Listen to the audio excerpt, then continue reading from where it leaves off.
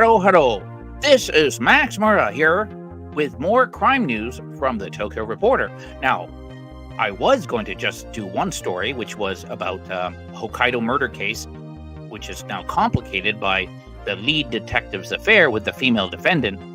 However, we've had about 4 more crime stories thrown our way. So that's why the title of this broadcast is called Latest Crime News from the Tokyo Reporter, July 29th, 2024.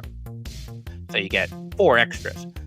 Wait, we got a lot to do, so let's get started. The first one is I'm going to take you over to the Tokyo Reporter Twitter page, and there you can see a lot of his stories.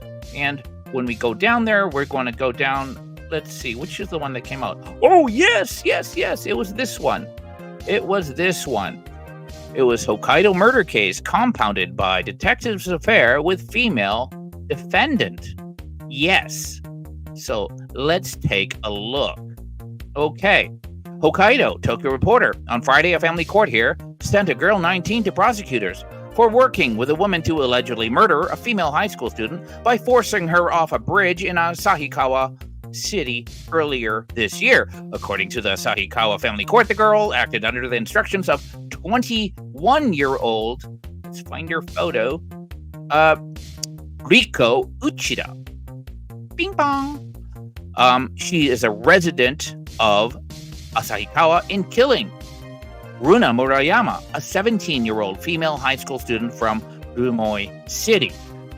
Although it appears that she acted according to the instructions of Uchida, she actively assaulted the victim through her own judgment, the court said. In April, the girl, also a resident of Asahikawa, was first sent to the family court for murder and various misdemeanors. However, the decision on Friday means the court views criminal punishment as meted by the prosecutor's office as being appropriate. The unauthorized posting of a photo on social media by Murayama was the motive for the crime, Uchida told police after she was taken into custody in April. Okay, by any measure, an appalling crime, but as weekly tabloid the Shukan Bunshun on July 11th pointed out, the incident has been further compounded by Uchida's apparent affair with a detective on the case. Next, we go to a bar in Asahikawa. According to the weekly, Uchida met the unnamed detective from the Asahikawa Chuo or Central Police Station at a bar in Asahikawa earlier this year. The detective, who has a wife and children, then began a physical relationship with Uchida. It was later found that he became the detective in charge of Uchida's murder case. A series of photos published by the rival weekly Flash show Uchida with the detective drinking together intimately in the bar, which is located in the center of Asahikawa. Given its location, it is a favorite for staff members from the Asahikawa Chuo police station, reports Flash, which received the photos from another detective on the force. The report, which adds that the detective was demoted, has been a black mark on the reputation of the Hokkaido Prefectural Police. Quote, "We will refrain from answering specific questions about either the affair or the murder," the Public Relations Department for the Prefectural Police said in a statement to Flash. Wow, how noble. The chief of the Asahikawa Chuo police station did not deny the allegations of the affair during an interview by the Bunshun.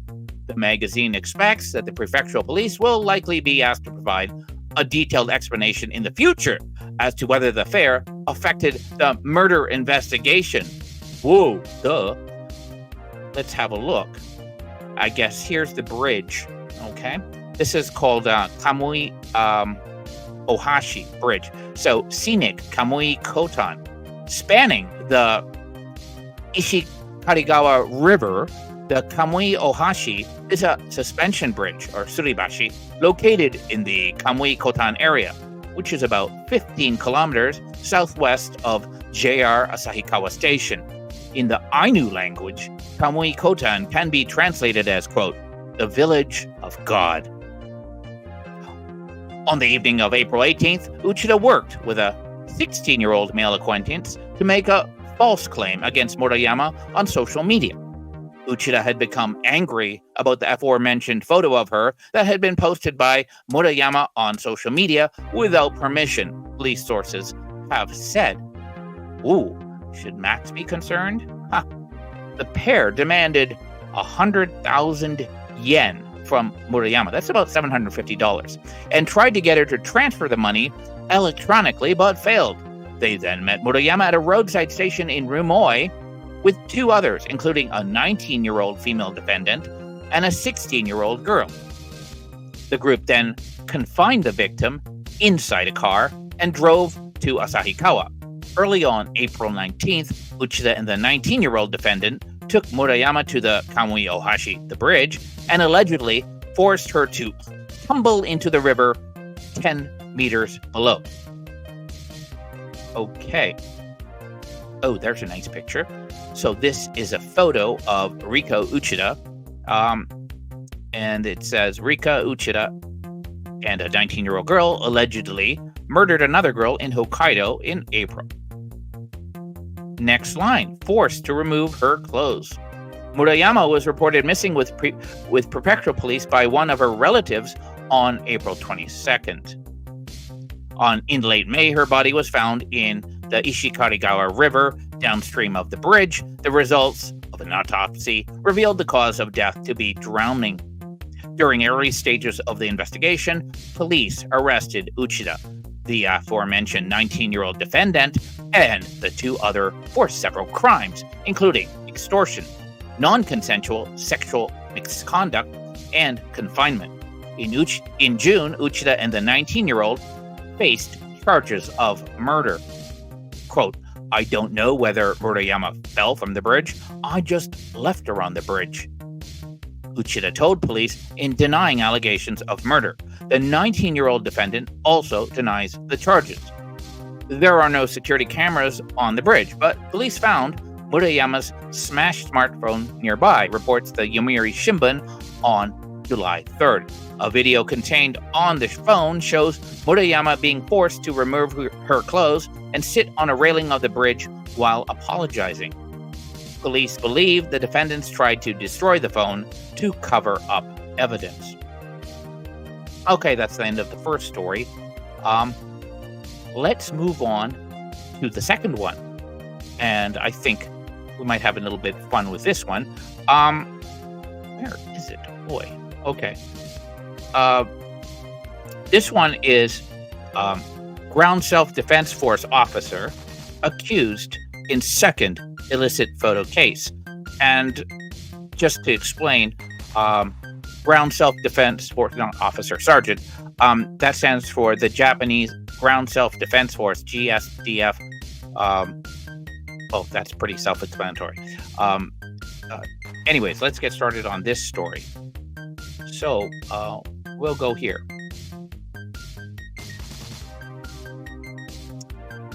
I think this is it. Yes. Anyways, in Tokyo, we have, let's find this guy. Yes. A Japan Ground Self-Defense Force soldier in custody over the alleged taking of illicit footage of a woman earlier this year has been arrested in a second case, reports the Jiji Press on July 22nd.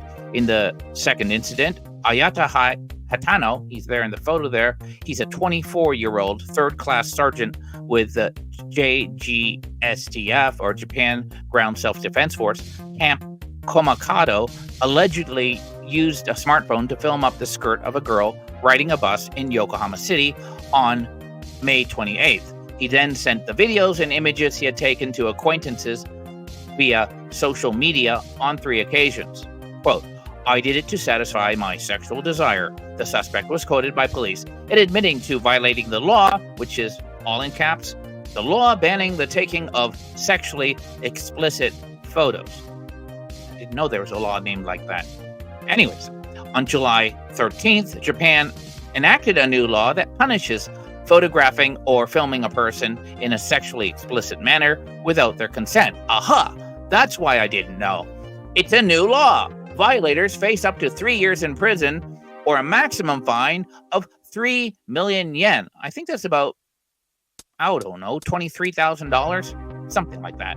Anyways, police first arrested Hatano over the alleged illicit filming of another woman in Shinagawa Ward in Tokyo in June. He has been prosecuted in that case. During the investigation of the latter case, police analyzed the smartphone of Hatano and discovered the images of the woman in Yokohama. Woohoo! So this guy gets around. Okay, so now we want to go for another story, and this one is company president. Yes, company president suspected in the swindle of banks. He bought overseas villas and expensive cars. So let's take a look at this story, which is kind of interesting. On Friday, Tokyo Metropolitan Police rearrested the former president of a long-established bearing trading company and two others on suspicion of defrauding Mizuho Bank out of hundreds of millions of yen in loans. The development is the latest in an investigation that has uncovered suspected fraud in the billions of yen, some of which was earmarked for the purchase of real estate and leasing of luxury vehicles. And so, let's take a look. Ooh, 69, how exciting. Long-running bearing trading company Horimasa Kogyo, that's a company name, is in the middle of bankruptcy proceedings. The three suspects are the former president Masaharu Hori, 69 years old. I think that's the guy there. Former general affairs manager Shigeyasu Okuma, 73. Wow, they get older. And 74-year-old tax accountant Kenichi Yamaguchi. What's next, Joe Biden? In the latest arrest, the three are suspected of submitting falsified financial statements in around November and December of last year to defraud Mizuho Bank of 600 million yen in loans. I don't know what that is. Maybe $4.5 million? Okay. Around there. Anyways, the statements were window dressed to make it appear as if the company was profitable, when in fact it was actually in the red. The next subtitle is repeated for about 20 years. Last year, Hori and his associates were arrested for allegedly defrauding Mitsubishi UFJ Bank of 500 million yen in loans.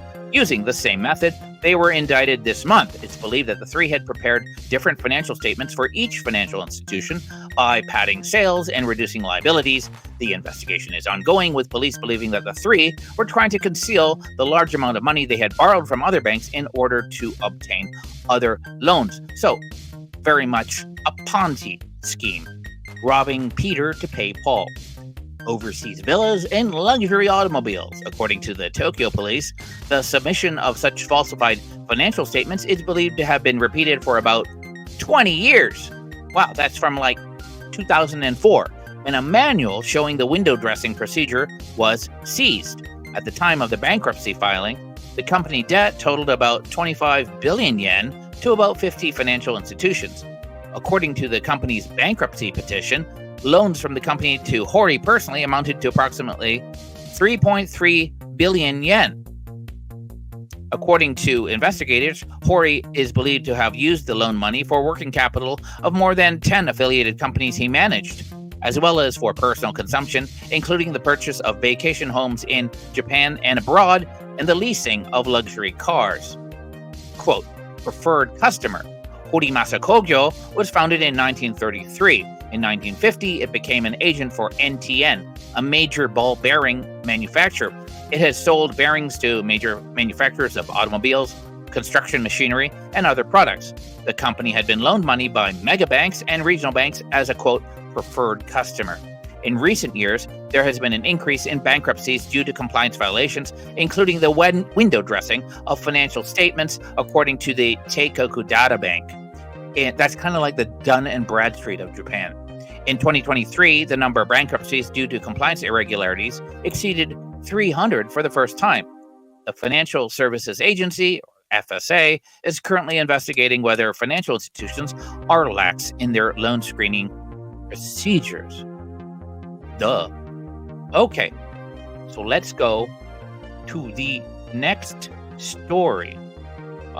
This one is a bit weird. Let me see if I can find it.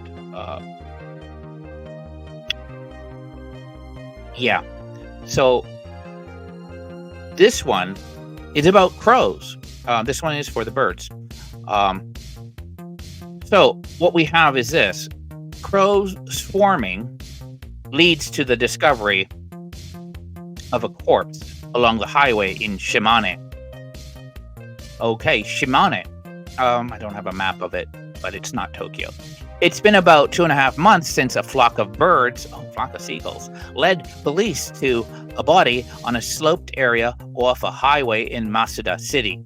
Despite the lengthy period since the discovery, the identity of the body remains unknown, reports TBS News. Around 5:50 p.m. on May 2nd, a person driving along National Route 191 in Utsugawa, the town of Mito, alerted police. Quote, "A person is lying on his back and crows were swarming around him," the caller said. Oh, that is kind of gross. I think this is the area where the body was found. The approximate age of the man is not known. He's of medium build. He stood about 168 centimeters tall. I think that's about... that's kind of short, actually. That's like 5'6" or something. With short hair, streaked with gray. He was clothed in a black long-sleeve t-shirt, navy blue sweatpants, and... a disposable diaper. Okay. So, he could have been elderly, or he could have been a body double of Joseph Biden. I don't know. The person was not wearing shoes or other footwear, and no personal belongings were found at the scene. And so for this photo, this is where the body was found off this highway. There were no external injuries on the body, but wounds caused by animals evident in multiple locations were mainly on the face, police said. Yeah, they'll peck out your eyes. It's kind of gross. National Route 191 runs from Masuda City to Hiroshima Prefecture. The location of the discovery is deep in the mountains where there are no houses. The person who made the call was driving near the scene when he noticed crows taking off all at once. He then peered down the slope, right down there, and discovered the body. There have been no missing person reports in the area of the discovery that match the person's height and other characteristics. Police are considering the case to be the result of foul play or an accident. Okay. So there you go.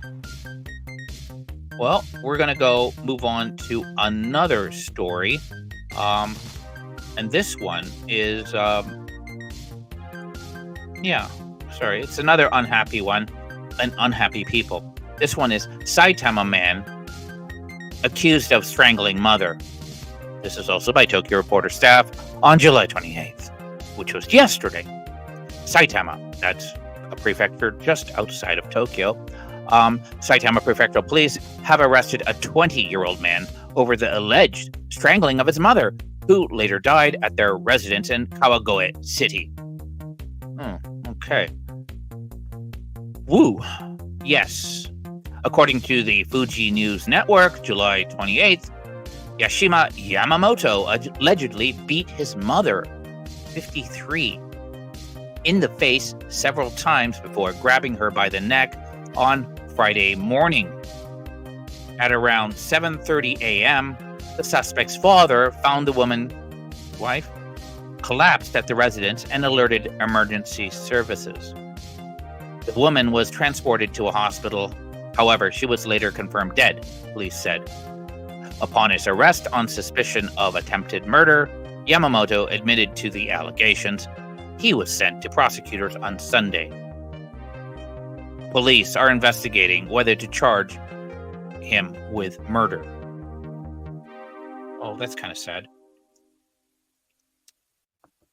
So, let's go to our final story.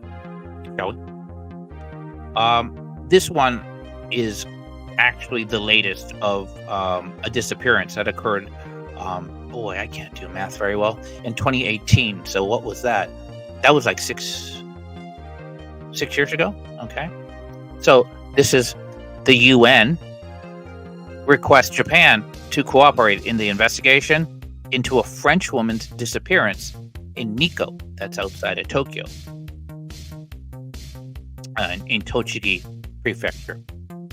Okay, so Let's get started.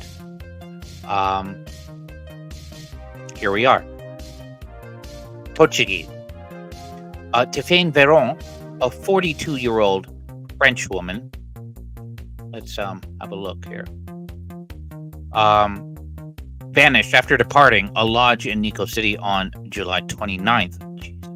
That's exactly 6 years ago, in 2018. Traveling alone, she left the lodge to go trekking after breakfast at around 10 a.m. According to the male manager of the lodge, she was carrying a shoulder bag. She was never seen again. Her family wants answers, and this is not the first time. According to the Fuji News Network, on July 28th, the United Nations in June requested that the Japanese government cooperate in the investigation, and this is the fourth time that they have made the request. It is speculated by her family that her disappearance was due to her being wrapped up in an incident of some sort. The United Nations is requesting that security camera footage from the scene of her disappearance and results of the analysis of Veron's mobile phone be shared with French investigative authorities. The Japanese government has previously said that it cannot release certain information for privacy reasons. Veron's brother, Damien, visited Japan last year to continue the search. Quote, "It has been a very painful 6 years for our family since we were unable to find our sister," he said. "I hope the truth will be found. It is painful that we do not know anything." Okay, so this is, let me find it. I think it was in 2018, 6 years ago. We have this article I'm going to show you. So this one is in Tokyo Reporter, and look at the date. It's August 7th, 2018. It's family of missing French woman arrives in Japan. Okay, so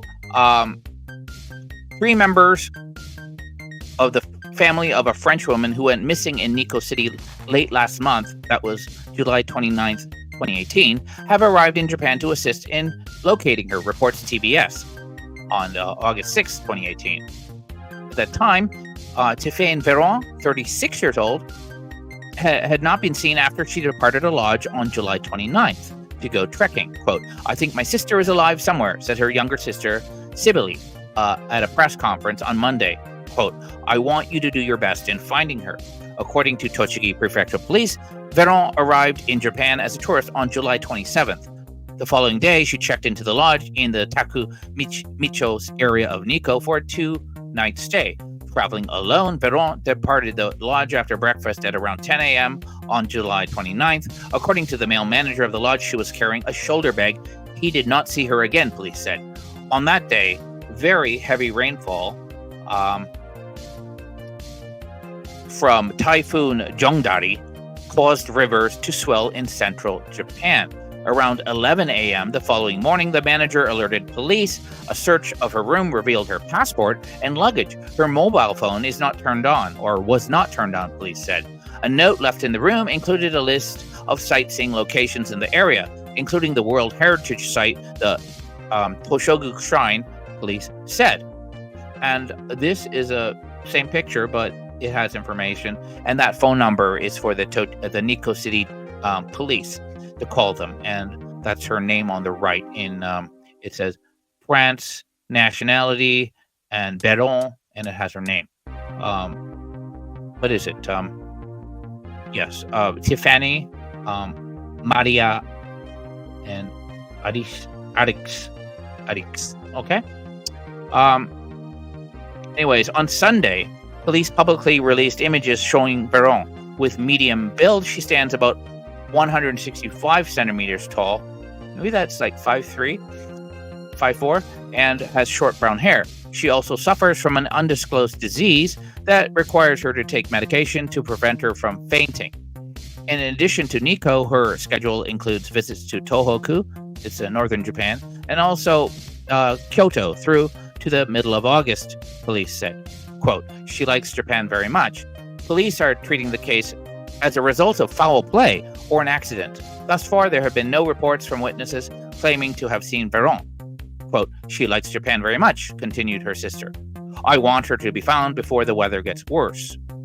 Persons with information on the case are advised to contact the Nikkō police station at 0288 53 0110.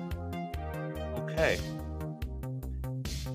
So, we can also go to the original article, and this was 6 years ago, and it was about a week after she went missing.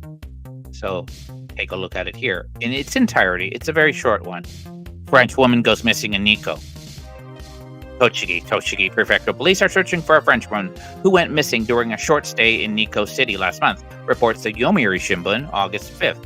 According to police, 36-year-old Tiphaine Veron arrived in Japan as a tourist on July 27th. The following day, she checked into a lodge in the Takumicho area of Nikkō for a 2-night stay. Traveling alone, Veron departed the lodge after breakfast at around 10 a.m. on July 29th. According to the male manager of the lodge, she was carrying a shoulder bag. He did not see her again, police said. It's very repetitive. At around 11 a.m. the following morning, the manager alerted police. A search of her room revealed her passport and luggage. Her mobile phone was not turned on, police said. And there's a Twitter. I think it's been deleted right now, but it says, missing. Please help us to find my cousin, Tiphaine Veron, a 36-year-old French girl, green eyes, missing since July 29th, while she is trekking around Tokyo on the path of Typhoon Jongdari. And then there's a link there. This was by her cousin, Emmanuel, and she had a Twitter handle at LFEMMA on August 2nd. On 2018. With medium build, Veron stands about 165 centimeters tall. She has brown hair. In addition to Nikkō, her schedule includes visits to Tohoku and Kyoto through the middle of August, police said. Police are treating the case as a result of foul play or an accident. And again, same information. Persons with information on the case are advised to contact the Nikkō police station at 0288 53 0110. Okay. So that's a very sad case, and I didn't realize it's exactly 6 years since she went missing. I can only assume that, maybe people do go on hikes. They can get lost. They can get injured. They can fall by the wayside. There are bears out there. So that could have happened. I don't want to be an apologist for Japanese authorities, but I will say this. When anyone goes out hiking in the mountains, and you're, say, even if you're visiting Japan, and especially if you're visiting Japan, you might not realize it. If you live here, there's less than an excuse. You can get something like, I don't know what it's called, but it's relatively cheap. It might cost you $10. You can get it from like, go to a local 7-Eleven. You can get it off the, you can get it from using the, they have these kiosks. And it's mountaineering insurance. And so here's the difference. And people have gone missing, or they get lost, or they get stranded. This sort of insurance will pay for a decent level for the costs of searching and rescue. Helicopters and stuff like that. And nowadays they have drones. And you might say, well, isn't that what the police do? They kind of have limited resources, and they'll do it. But often, I know somebody, they had a coworker at one of the universities, and her brother went, Japanese, of course, and went missing. And I don't know if they ever found him, but at the end of the day, the family had to pay an extra, I don't know how much, $60,000, $80,000 for, they wanted extra searches done with helicopters and what have you, because beyond that, it wasn't covered. And this is why you want to get that extra insurance. A lot of people think, hey, I'm just going out for a day hike. But if you get stranded, if you get lost, that insurance is probably going to help. And this might be why, in the case of this woman, after they expended the resources and they were asked repeatedly, can you please search again? Can you please search again? There's an argument to be had. They said, well, look, we've done everything. We've done as much as we can do or do for people who go missing in the mountains, and that's where she went. She went hike trekking in the mountains in the surrounding area. So in their view, they're being requested to give special attention, and yeah. So, but I definitely feel for the family, and I can understand their frustration. And at the end of the day, I don't think they believe that their sister is alive, but they want the body back. The thing is, yeah, if you met her and animals or whatever, like you saw, sometimes there's very little left. So that is the end of it, and I'm just going to do a quick check to see if there are any more stories. But yeah, originally I was going to do just the Hokkaido murder case, and my friend Brett said this is the story of the year. I mean, you have this homicide case, and the lead detective can't keep it in his pants and has an affair with the defendant. And I'm also listening to the same language, like, oh yeah, this was really serious. I think in any other kind of normal, civilized judicial system, that this would jeopardize the case, But oh wait, I remember we have a Canton, Massachusetts. So yeah, maybe it's the same sort of flavor of corruption and misconduct. But anyways, I hope you are having a good day, and that is all. Sayonara.